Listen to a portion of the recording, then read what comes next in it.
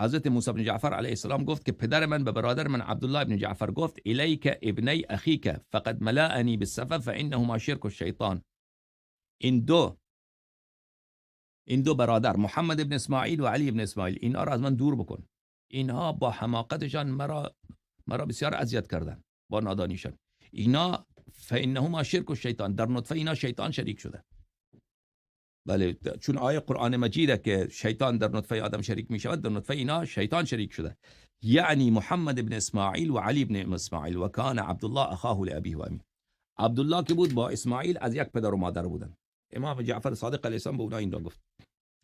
بعد اینها رفتن امام جعفر صادق علیه السلام را با کشتن دادن. خب این داستانش مفصله. همین محمد بن اسماعیل و علی بن اسماعیل و جعفر ابن محمد برادر امام کاظم علیه السلام